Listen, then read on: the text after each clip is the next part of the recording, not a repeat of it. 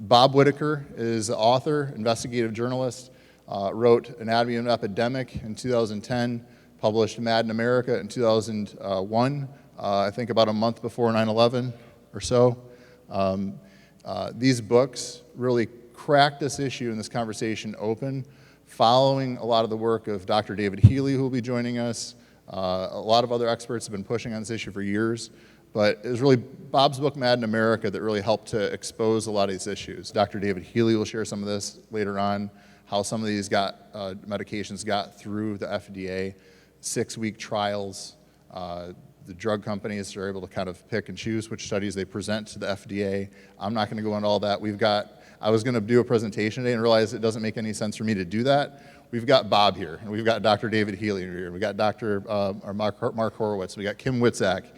So we're going to get to those folks in a little bit, but first up, I want to say, Mr. Bob Whitaker, if you come up on the stage, join us and share some of your knowledge with us. Bob has been a change maker on this for years, and we cannot thank you for all of your hard work and commitment to this issue.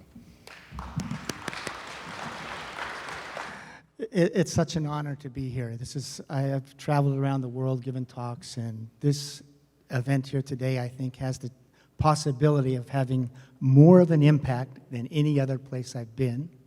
And the reason is that you have here the support from many veterans organizations. And if the veterans community decides this is a discussion that needs to be had on a national level, that can be a real force for change. So that's why it's such an honor and a pleasure to be here. I want to thank the Grunt Style Foundation for making this happen, inviting me. Everybody's been singing the praises of Derek, and I have to say, there have been few people in my life that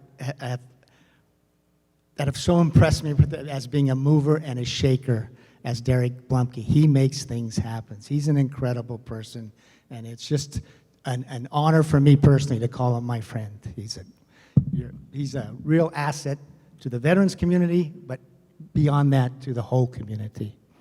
So here's what I'm going to do today. First of all, why am I here? How did I get involved with this? As Derek said, I was a journalist by background. I worked for newspapers for a long time, covering medicine and science. For a brief period of time, I was director of publications at Harvard Medical School. And then my entrance into this particular field came when I was doing a series for the Boston Globe. And long story short, it was while I was doing that series, I found that there was a real discrepancy between the public story that was being told about what we had learned about mental disorders and the merits of the drugs, and what was in the science. And that discrepancy, in my opinion, is the real problem, is that we have organized our thinking and our care around, when you look at it, that story is just not a scientific story. In fact, it's belied by the science. So what I'm going to do now in the next 45 minutes is real briefly go to the story that we organized ourselves around, then look at some of the outcomes, the public health outcomes we've seen with this form of care, first at a general level, and then I'll look at outcomes within the VA system, okay, including suicide data from both groups. Now, some of this will, I think, be startling, upsetting, and the whole purpose here, my feeling is that we need a national discussion that really makes this science known, and then we can organize our care around a scientific story as opposed to a marketing story. So this is the story that we organized ourselves around. It goes back to 1980. In 1980, the American Psychiatric Association published the 3rd edition of its Diagnostic and Statistical Manual. And this was a moment of great change in how we thought about mental disorders. If you would have been around in the 1970s, there was a lot of thought that people had psychiatric difficulties in response to the environment. Environment mattered, okay? But what the American Psychiatric Association decided in 1980 said that we're going to reconceptualize mental disorders as diseases of the brain. So we're going to say the problem is inside the head of the individual, okay, which is a big switch. And then we begin hearing about how mental disorders are caused by chemical imbalances in the brain. So for example, if you had depression, you all heard that that's due to too little serotonin.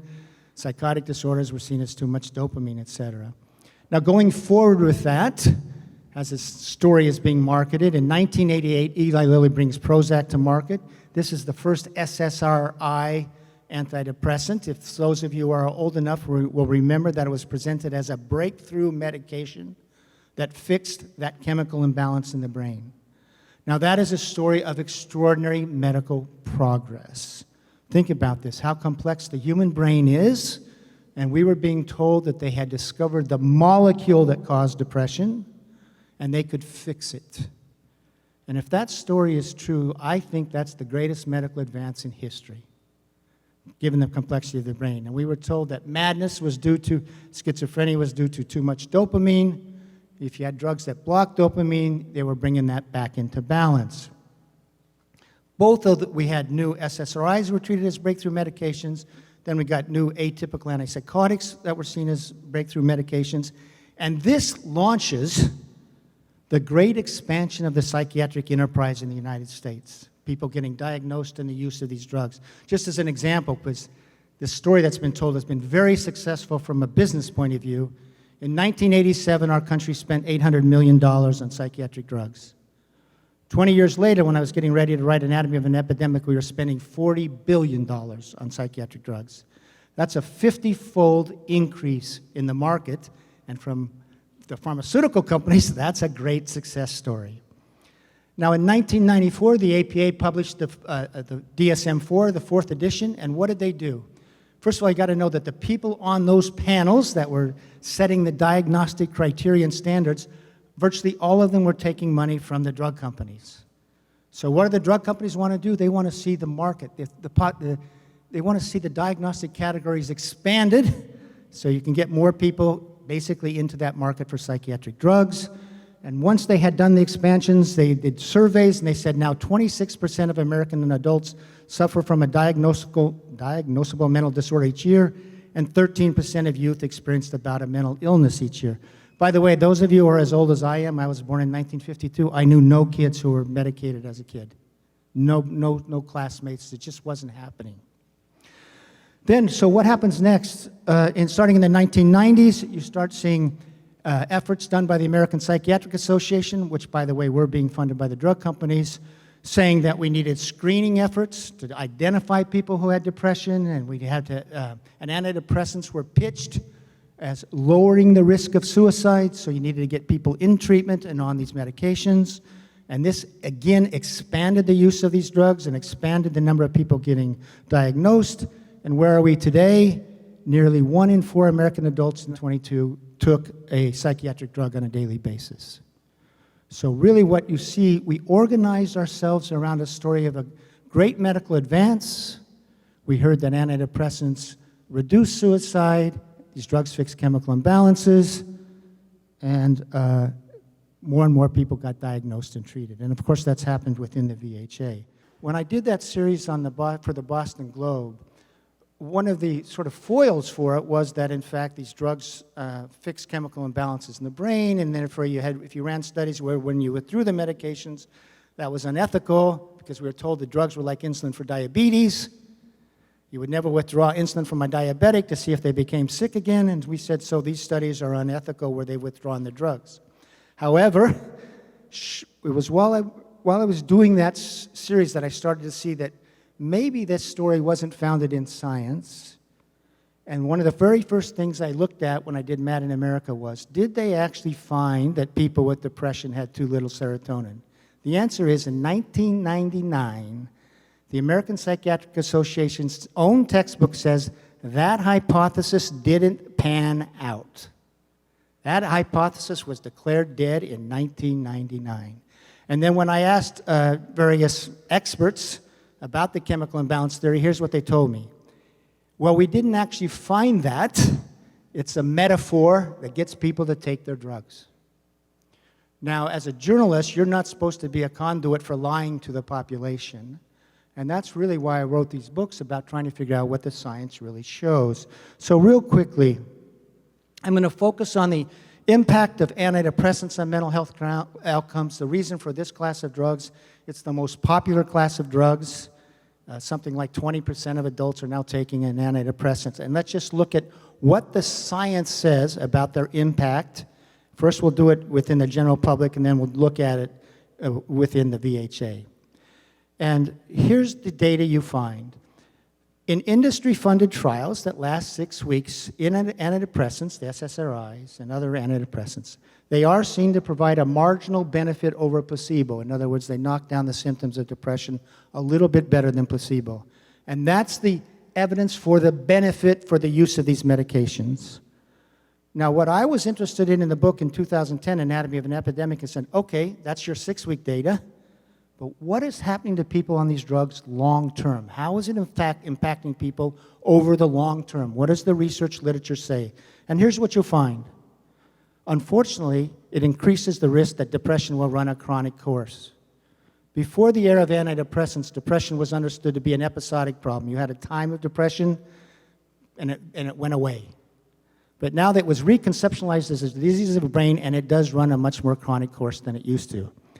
The second is that people with unipolar depression, in other words, just depression, no sign of mania, will convert to bipolar disorder. Antidepressants increase the risk that you'll move from a depression diagnosis to a bipolar diagnosis, and we'll look at that data. And once that happens, you're now seen as having a much more serious mental illness, okay? It's a worsening. There's a lot of data that shows that with treatment with antidepressants, it increases the risk that a person will become disabled, on disability, because they become less functional. And as we go over the disability data, this is not meant to be that we shouldn't have disability payments to people, whether it be in the VA or in the general government. But I think we can agree that we don't want a form of treatment that increases a risk of someone who has an initial problem that they will end up on disability, because it's not the end that we want for each other. And then finally, you're going to find, unfortunately, there is incredibly consistent evidence that antidepressants, rather than have a suicide protection benefit, increase the risk of suicide. And we'll look at that both nationally and within the VHA. Real quickly on this, I know you've never, this is important for understanding informed consent. So when you say that antidepressants have a marginal benefit, one of the ways that researchers try to sort of quantify that benefit is something called an effect size. You don't need to know how it's done. What an effect size does, it looks at the spectrum of outcomes on antidepressants versus the spectrum of outcomes in terms of symptom reduction on placebo. And you'll see these are the two bell curves, and there's a tiny difference, right? That tiny difference is the marginal benefit. And now once you know the effect size, you can say, how many people must be treated to have one additional response beyond placebo, okay? It's called the number needed to treat. With antidepressants, you have to treat 8 people to get one person that has, over the short term, an additional benefit, which means when you look at effect size, and this is something that it should inform the informed consent, 7 out of 8 people who take an antidepressant will be at risk of experiencing the adverse effects without any additional benefit. And those adverse effects include sexual dysfunction, converting to bipolar, all those things. So effect size is actually seen as so critical to inform consent of medications, and I'm willing to bet none of you were told about this when you were presented with the idea of having a psychiatric drug. So now we're gonna move through this quickly, okay? There is a lot of evidence that if you go through the history of treatment of depression, up until 1980s, they said it was an episodic disorder. You're gonna get better, okay? Then we get the DSM-3, and all of a sudden they're reconceptualizing it as a chronic disorder. And now there's been studies in many different countries, but this is the big study done by the United States, the National Institute of Mental Health, to see is what sort of outcomes are we getting in depressed patients, outpatients, over a 1-year period with the use of antidepressants. Now, the STAR*D study, it's the largest antidepressant trial ever conducted in anywhere, 4,041 patients, and it was meant to mimic real-world care. So if people didn't respond to and people were just moderately depressed who were entered into the study. If they didn't get better with the first antidepressant, you could try a second antidepressant. If you didn't get better with the second, you could try a third. If you didn't get better with the third, you could try a fourth. So there were 4 tries to see if you would, quote, remit. Now, the published data said that 70% of people remitted during this trial. This is the largest antidepressant trial ever conducted, and that finding is fraudulent. They did variations by the protocol in order to increase it, and this is a fraud that is ongoing right now. Because what happened is finally people got, other researchers got access to the patient-level data, and they found out that the real data was this. Of 4,041 patients who entered, only 1,518, about 38%, ever remitted for a single day. Now, the key thing is, once they remitted, they were whisked into a one-year follow-up trial. And the goal was, can we keep people well and in care? And at the end of 1 year, of the 4,041 patients who entered, only 108 were still in the trial and well. That's a documented stay well rate of 3%. Everybody else either failed to remit, remitted and relapsed, or dropped out. And basically what happened was, this was such a horrible outcome, the investigators, who actually all had contracts with pharmaceutical companies, hid this data. And this is one of the problems, is we have an absence of honesty within this field in terms of what's presented to the public. Now, interestingly, at the same time, the NIMH decides, well, what is the one-year recovery rate for patients, depressed patients, who don't take medication?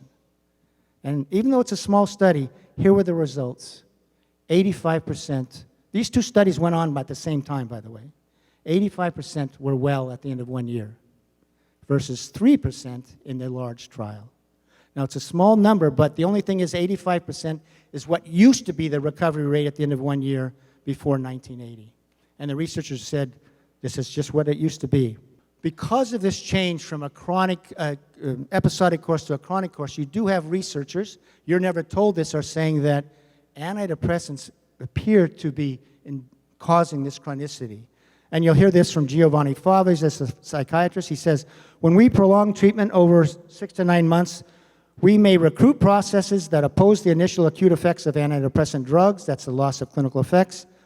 We may propel the illness to a malignant and treatment-unresponsive course that may take the form of resistance or episode acceleration. When drug treatment ends, these processes may be unopposed and yield withdrawal symptoms and increased vulnerability to relapse. Such processes are not necessarily reversible. What they're talking about is when you go on an SSRI, it blocks the normal reuptake of serotonin, upping serotonergic activity, and your brain, in response, trying to maintain normal function, actually dials down its own serotonergic activity. That's what they're talking about, drug-induced oppositional intolerance. I'm including this quote so you don't see it's just from me. This is a worry that exists in the literature, that it's being talked about. It's never presented to the public. Anyway, they've now labeled this tardive dysphoria, and you can see a chronic and treatment-resistant depressive state is proposed to occur in individuals who are exposed to potent antagonists of serotonin reuptake pumps for prolonged time periods. And then he goes on, tardive dysphoria manifests as a chronic dysphoric state that is initially transiently relieved by, but ultimately becomes unresponsive to antidepressant medication. Serotonergic antidepressants may be of particular importance in the development of tardive dysphoria. Many of you may have heard of persistent sexual dysfunction.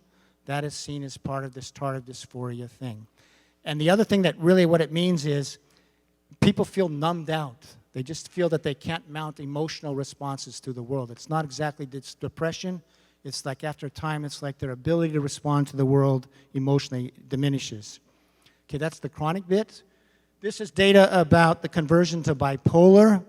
This is well recognized within the field that you have a risk when you go on an antidepressant, particularly an SSRI, that it will induce mania. Once you get the induction of mania, you get diagnosed with bipolar. This is a very large study that was done in 2002 at Yale. They examined the records of 88,000 patients. And what they did is they looked at people initially diagnosed with an antidepressant, with unipolar depression. Then they looked at those who took an antidepressant and those who did not, and they found that the conversion to bipolar was 8% for those who took an antidepressant and 4% who didn't. In other words, it doubled the risk of developing bipolar disorder. And so what happens as SSRIs become so popular? You see a rise in bipolar diagnoses, of people coming in with bipolar diagnoses. You'll see a 40-fold increase for the children, youth, I should say, 18 and under. You basically never saw juvenile bipolar disorder before we started using antidepressants, and an 85% increase, and that's over 1 decade. Now we'll get into the disability data real quickly. This was a 6-year study, and it was also done by the NIMH, and they wanted to say is, their hypothesis was that people with depression who get treated will be more likely to return to work, and that makes sense if you have drugs that work. So they looked at this, and what they found, in fact, and by the way, at the beginning of this study, they both had similar symptoms. The treated, now this isn't randomized. The untreated group was people who said, I don't want to take the meds, okay? And you see that the cessation of role functioning, losing your jobs, it was 3 times as high for those who were treated. And in terms of became incapacitated, that's basically going on disability, it's like 7 times higher for those who got treated with antidepressants. This was a Canadian study. What they did is they looked at workers, people employed who went on short-term disability due to depression. And then they looked at those who, and that's for like 6 months, and then they're either supposed to go into long-term disability or return to work. They looked at those who got treated with, who decided to take medication, and those who did not. And they found that those who did not had a higher return to work, and they were only half as likely to go on to long-term disability. Now, one of the things I was interested in as a marker of whether this form of care is working is disability rates in the United States. And so, for example, in 1987, we had 1.2 million Americans who were on government disability, SSDI, due to a psychiatric disorder. By 2007, it was over 4 million. In terms of our youth, in 1987, there were 16,000 youth seen as disabled by getting a disability payment because of a psychiatric disorder. By 2007, it was over 600,000. So an extraordinary increase. Then I was asked by a work group in the UK Parliament to look at specifically rise in prescribing of antidepressants and rising of disability due to mood disorders. So this is what this is. This is a chart on the left, the rise in the number of people on disability in the United States due to mood disorders. You see from 1994 to 2013, it went from 440,000 to 2.2 million. At the same time, we got this increase in the use of antidepressants. But they wanted to see it, was this happening in other countries? United Kingdom, same thing. As antidepressant prescriptions went up, so did disability numbers due to mental disorders. Australia, same thing. As more of the population went from 1% in 1991 using an antidepressant to 10%, you got a 5-fold increase in disability. Denmark, same thing. This is new cases of disability each year as more people use antidepressants. Sweden, same thing. Iceland, same thing. So, you know, you could say this is a correlation, but you also have other data saying that deciding to take a medication long-term increases your risk of disability and increases your risk of being, getting a bipolar diagnosis. So real quickly, this is looking at suicide data since in this era of Prozac. It's something I researched for. I run a webzine that Derek used to be the editor of the veteran section for, called Mad in America, so we did this report for this. Now, you've all heard that there's a black box warning on antidepressants for people under 25, as if it's only people under 25 where the antidepressants increase the risk of suicide. That's just not true. What happens is that black box warning comes from industry-funded trials of their drugs, and what became very well known is 2 things. In those industry-funded trials, which, by the way, exclude people with suicidal ideation, because they want to have as little suicide as possible in this. One, they hid suicide attempts and suicides from the drug group. And 2, they used a part of the design of clinical trials to assign suicides to the placebo group that shouldn't have been assigned. What they do is when you go on a clinical trial, you wash people out of the drugs they are on for like a week. And then so now everybody's got the drug supposedly out of their system. Now you randomize to placebo or drug.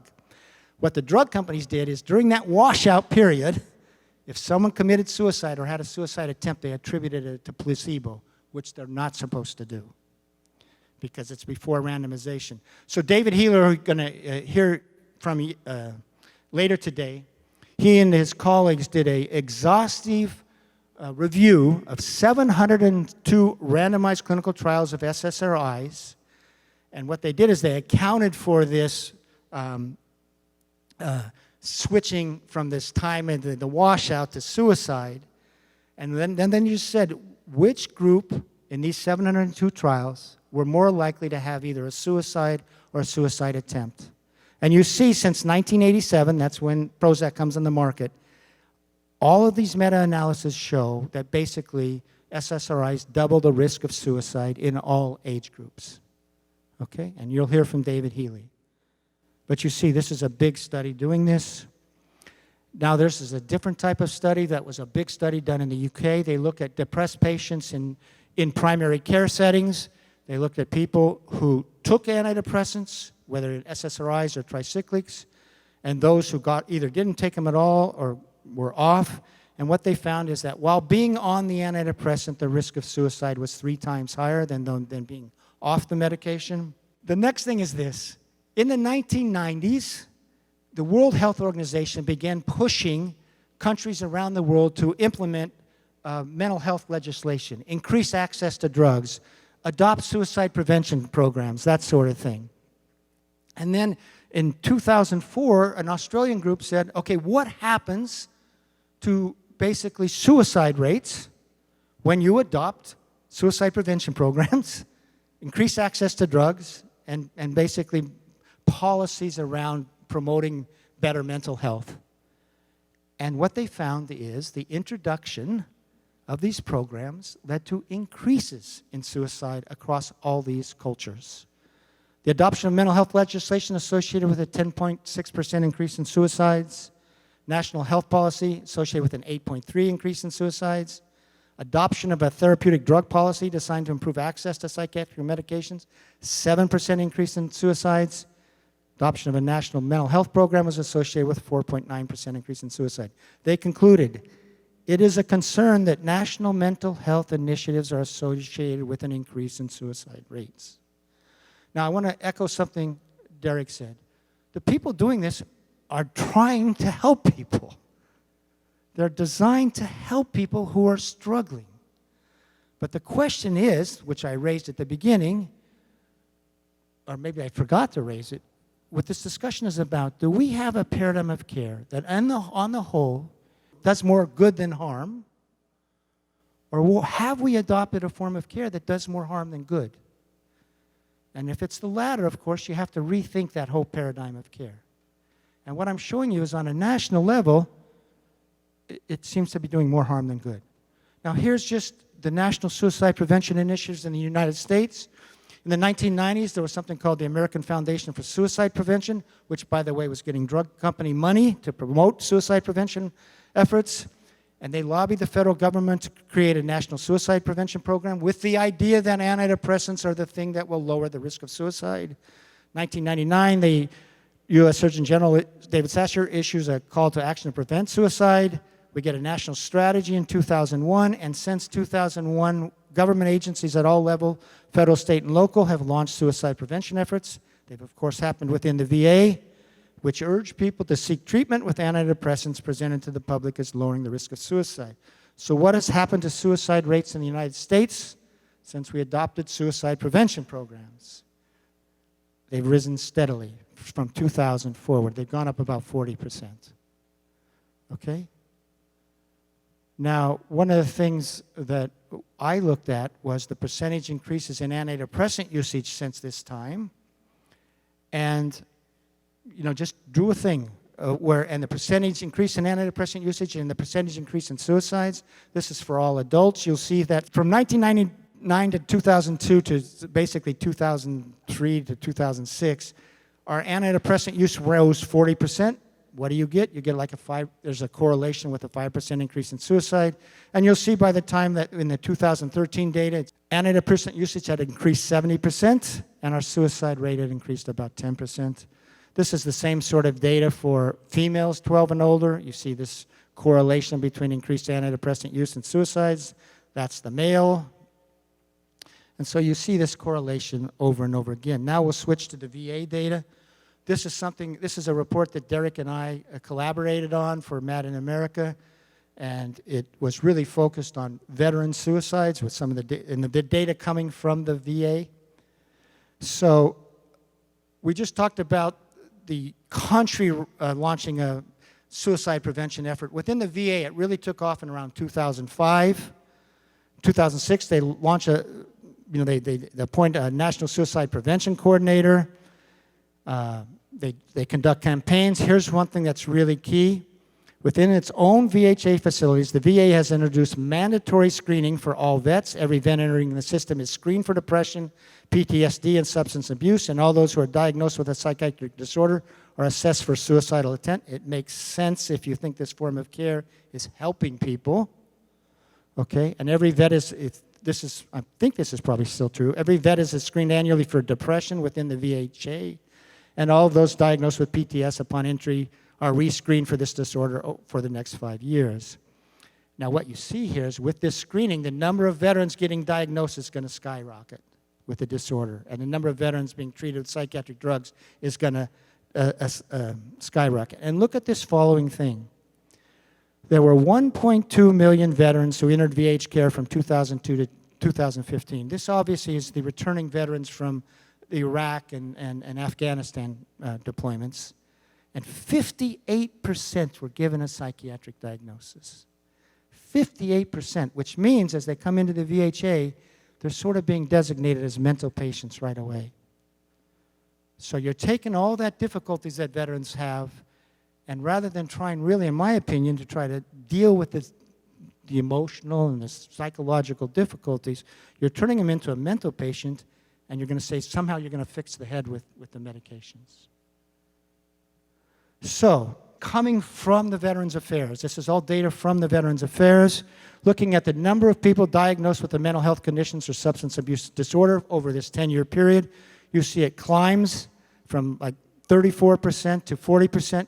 Now, the reason it's not 58%, that's the new ones. You have older people that are still in there, but you see that it's rising. It rises for depression. It rises for other anxiety disorders, et cetera. So this is just data saying that as the VH adopted this suicide prevention and this mental health initiative, more people got diagnosed, which is sort of what you might expect.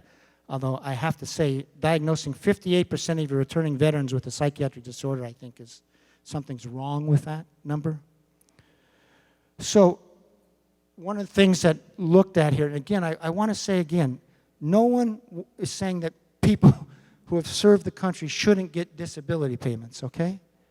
However, if you have a system of care within the VHA that diagnoses people willy-nilly, regularly, prescribes medications, Derek recently came up with some data showing that I think he's here 68% of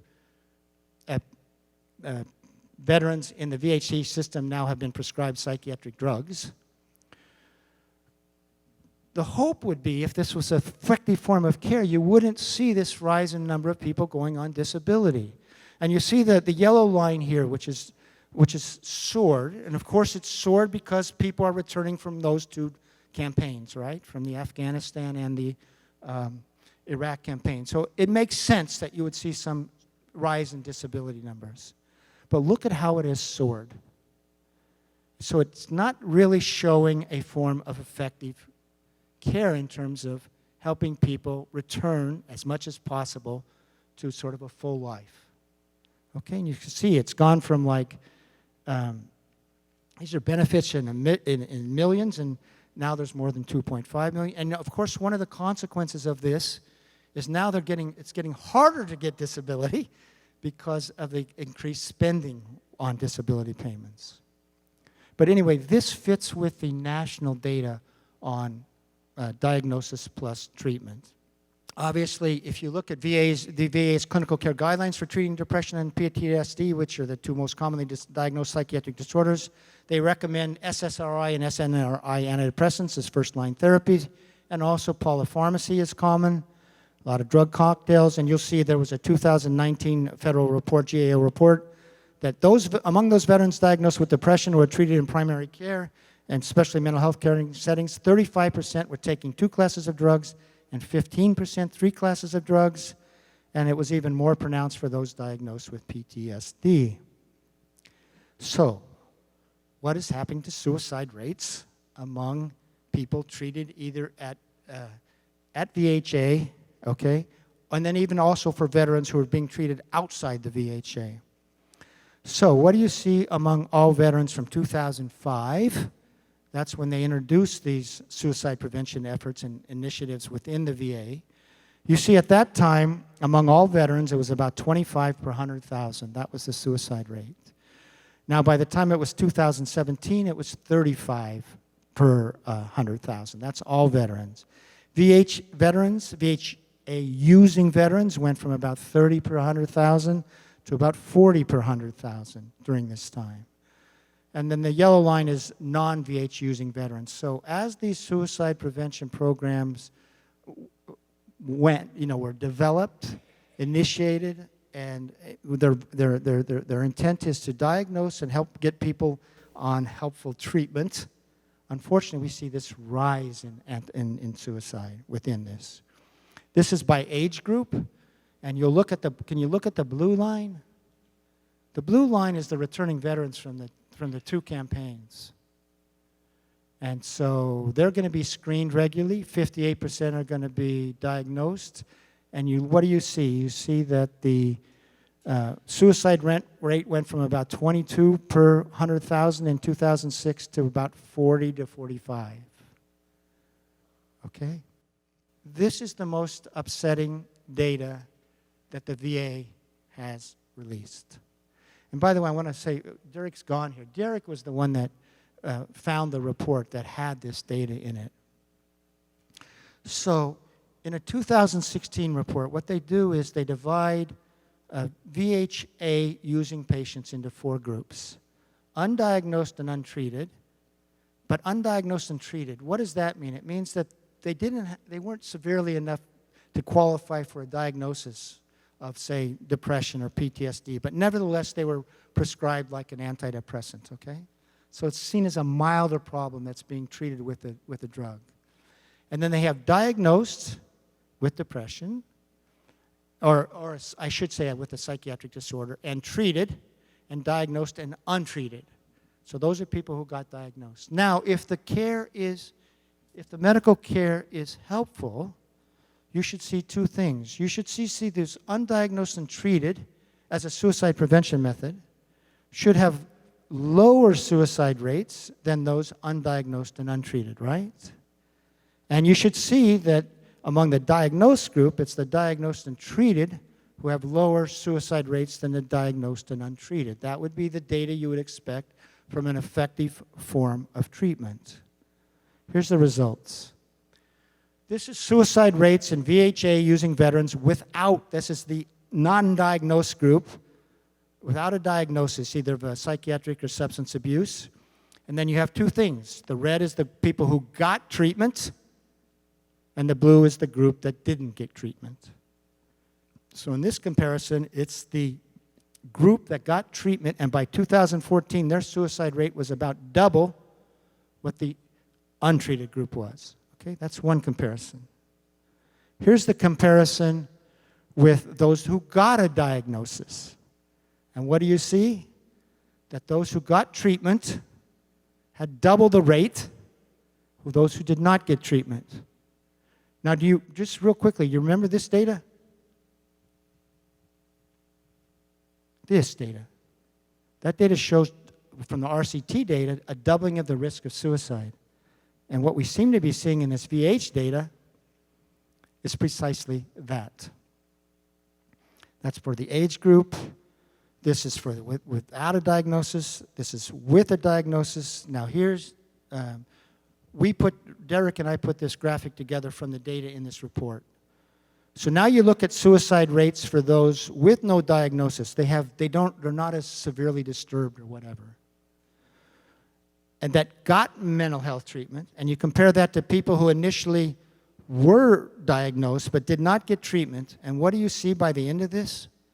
The people with a lesser disorder who got treatment had a higher suicide rate than those with a more severe disorder who did not get treatment. Now, here is in sum the suicide rates for these four groups. Undiagnosed, untreated, 24.8 per 100,000. Diagnosed, untreated, 34.4 per 100,000.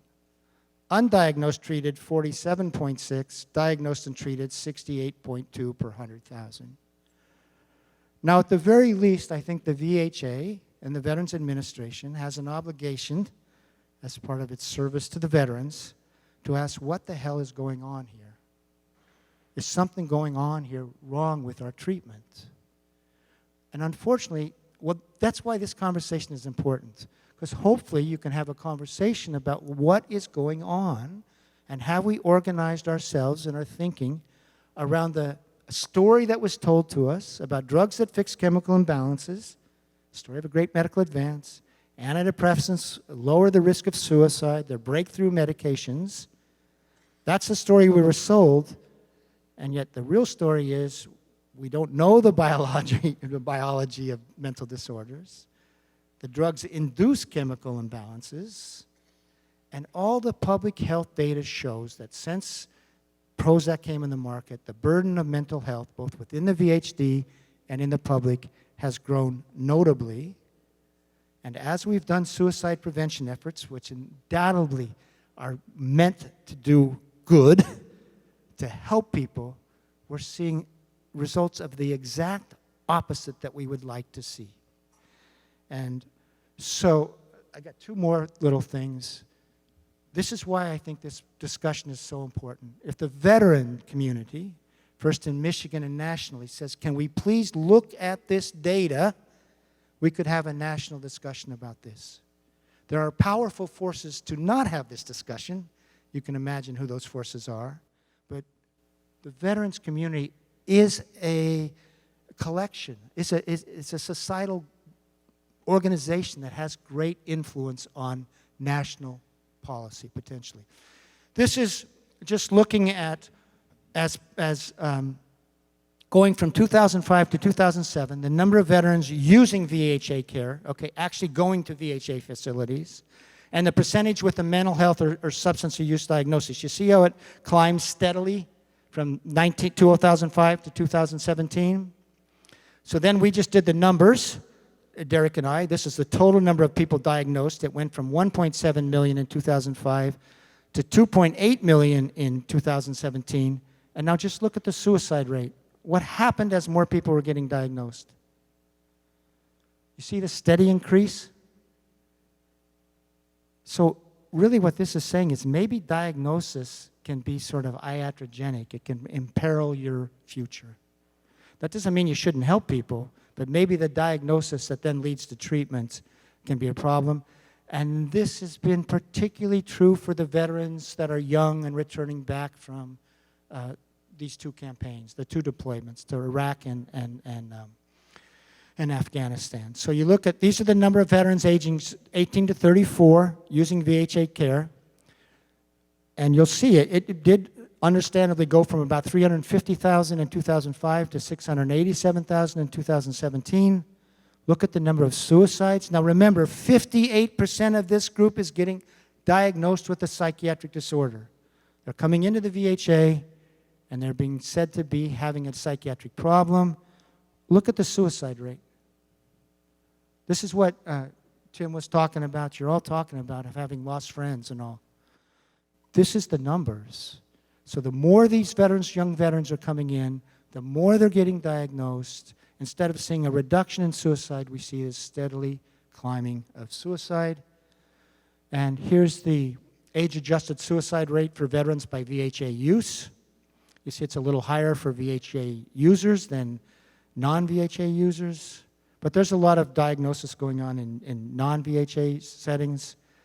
And here's just the suicide rate for veterans ages 18 to 34. It went from around 20 to 25 to 50, a doubling over this time.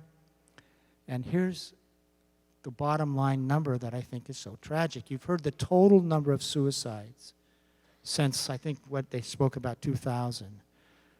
But there were more than 70,000 suicides by veterans from 2006 through 2018, which is when we were looking at these suicide prevention programs and when the VA did publish that report. I don't know of an updated report.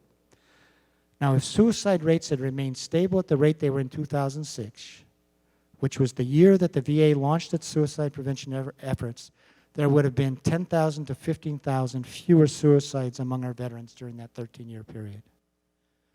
Now, I just want to emphasize what Derek said. I know that suicide prevention efforts are well-intentioned, but they're clearly not working for our veterans or for the population as a whole. And the real problem is this. We organized our thinking and a care around a story that served marketing purposes. Pharmaceutical companies promoted this chemical imbalance story, and what happened is so many of the academic psychiatrists were receiving huge amounts of money, hundreds of thousands of dollars, by the pharmaceutical companies to help promote the use of these drugs and to build these markets. And so you had a medical discipline, the American Psychiatric Association, in concert with pharmaceutical money, and they sold us a story about breakthrough medications that fix chemical imbalances, and drugs that, I'm going to be out of here in 1 minute, and drugs that reduce the risk of suicide, and all the public health data is of the opposite sort, and if you look in the science, the whole chemical imbalance story was discarded more than 20 years ago. So thank you.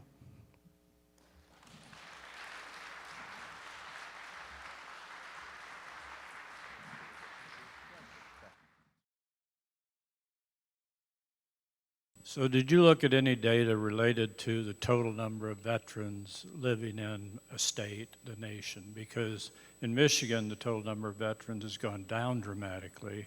And so this data, if you looked at it related to the total number of veterans, would even be worse. You know, one of the agenda items here today was to get the VA to release more data. And unfortunately, I don't know any state-by-state data. But you can't get it. You can't get it by county either. Yeah, so... I'm in Kalamazoo County. I can't get Kalamazoo County. But you should be able to get that data. Yeah, this is part of the problem. You need to dig into this data to see, is it happening differently? And is it even, like let's say in Michigan, even as your number of veterans declines, if your suicides are rising, you got a real problem. Exactly. Yeah. We need that data. That's one of the agenda items here is drill down, and so you know the data by different states. And maybe you'll find some state that's doing great, right? Hopefully, but the national data is terrible, and you'll see that they didn't publicize this data, right? On this suicide report, were you informed about this? Were anybody informed about this data? It's a national VA report on suicide among veterans. So it should inform, you know, suicide prevention efforts and healthcare efforts within the VA. And again, it's important for the whole country to know, because in essence, you know, the VA is a population within a larger population. Obviously, there's special sort of stresses and backgrounds, et cetera, but it's still of data that should be of interest to the whole country and of concern to the whole country. Any other questions? Yeah.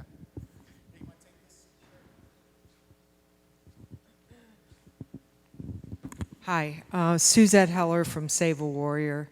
I would just like to add that this really is alarming, but also that from 2001 to 2021, you know, the VA has had a $200 billion increase in funding. And I use the VA and I love the VA, you know, for a lot of things. But I think the bigger question here is, why are veterans being prescribed this? There's so many other alternative methods out there for mental health. And so why does a veteran need these prescription drugs? And so that's just the first thing that tends to happen, is that we just throw a pill on it. And so I'm not a doctor, so I'm not saying that that is always, I can't say that that's not something that should be done. But what I'm saying is that that's really the real question is why do we go to that? In America, that's the first thing that we do. And I know pharmaceutical is a very influential industry. So, yeah. So, great question, and maybe Yeah. that's the question that should Well- leave. Yeah. Go ahead. Oh, you done? Sorry. Well, with Why Save a Warrior, we're a transformational nonprofit. So I know there are other alternatives. So thank you. So this is the point. It's not that you want people not to get help, but is this the proper help? And if you avoid this sort of drug response, you're much more likely to be able to sort of recruit elements of resilience in the person.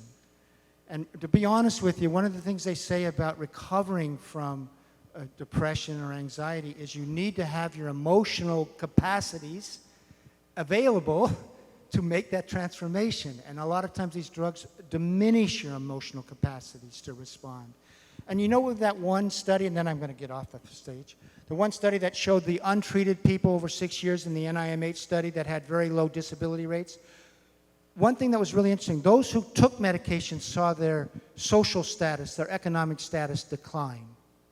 Those who went untreated actually saw their economic status increase after 6 years. And what the researchers concluded is the depression in that case was a sort of a signal that they needed to make changes in their life. And they went through this period of making changes in their life. So you've just raised the question that I think the VA should be asked to answer. Why are they medicating 58% or 68% of veterans? Why aren't they doing the other things to build on resilience and help people get their lives back? So you've, I think, identified the very question that can be promoted at a national level. So thank you.